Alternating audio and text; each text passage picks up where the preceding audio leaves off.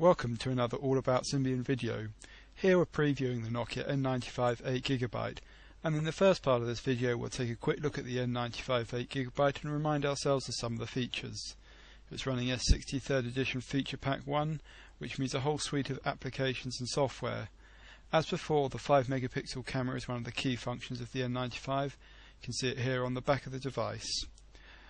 Also key are the media playback features, and here we see the phone in landscape mode with the top slide visible with the multimedia controls. Of course, GPS remains a core feature as well.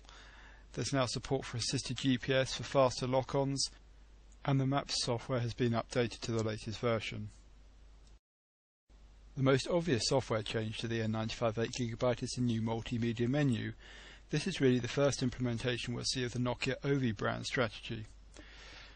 The multimedia menu is made up of a carousel of panes, as we can see here, with access to all the key functions, software and services on the phone. If we go into the music here, you'll see that we go into the usual music playback application with the ability to browse through your music collection, look at albums, look at artists and so on. This will also go in, of course, to the music playing application, which has support for album art and the usual playback controls. Going back to the multimedia menu, we can see that it also works for other features.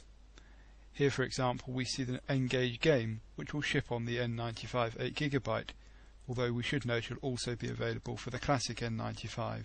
In this case, we're seeing the preview application, which will invite you to download the full application. The full application includes the ability to download and play Engage games, with a cost ranging from €6 to €10. The application, as we can see in this next clip, also gives you the ability to see your own profile, your friend's profile, and generally interact with others in the community. Going back to the multimedia menu, we'll now take a look at an example of another application, in this case web. Here we can see we load the Financial Times website, and the browser starts as with the music player and the Engage application. The N95 8GB doesn't really change much software-wise, but the new multimedia menu should make it easier for novices to access software. I've only briefly summarised the N95 8GB feature here. They're much the same as the N95, so you can also see the N95 reviews available on allaboutsymbian.com. Although the N95 8GB shares a feature set with the N95, there are quite a number of hardware and a few software differences which are worth summarising, and so in the second part of this video I'm going to go through the key differences between the N95 and the N95 8GB. First up is the battery, the capacity of which has been increased to 1200 mAh. This is about a 25% increase over the N95 and should mean that the N95 8GB has no problems getting through at least 24 hours of use. Second is the bigger screen. It's been increased from 2.6 inches on the N95 to 2.8 inches on the N95 8GB. It's also brighter, crisper and performs better in outside conditions. Third is the 8GB of internal flash memory for storing all your multimedia. Note that this replaces the micro SD card slot found on the N95. Fourth is the increase in RAM from 64 MB to 128 MB. However, this is effectively a quadrupling of RAM due to the fact that the amount used at startup is the same. This should mean that it's possible to open any number of applications on the N95 8GB at the same time, and this contrasts with the N95, where, for example, if you open both Gallery, Web and the camera application, one of them would be guaranteed to close.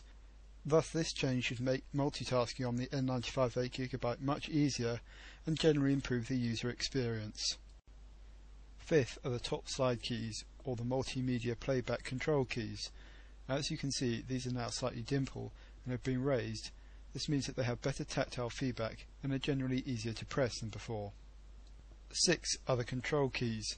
These have been slightly shrunk in order to accommodate the larger screen, but the outer keys have been raised slightly so that they should be easier to press despite their decreased size. 7th is the absence of a lens cover on the 5 megapixel camera on the rear of the device. This is a result of a design change necessitated by the presence of the larger battery that we mentioned earlier. 8th are the changes in the multimedia menu. The applications available are broadly the same, but you can access a lower level of functionality from the menu than previously possible. However, on the downside, the menu itself is less customizable on the new version. Finally, there are a number of software tweaks These include the camera, where there's better performance in terms of startup and picture capture time. Also, the N-Gage application will be installed by default, although it's also available for the N95 Classic. Then there's the search application that's available from the idle screen. This allows you to search through the content of your device as well as search on the internet. Similar to the N-Gage functionality, there's also going to be a pre-installed link to the Nokia Music Store under a new music folder in the application launcher. There are changes in the music and podcasting software that allow you to bookmark a podcast halfway through so you can resume playing it at a later time. And there are likely to be further changes that we learn about when the device is released. So to summarise, the N95 8GB offers the same functionality as the N95 but has a number of significant software tweaks, but more importantly hardware changes which significantly improve the usability of the device. Most notable among these are the increased RAM, the larger screen and the redesigned keys.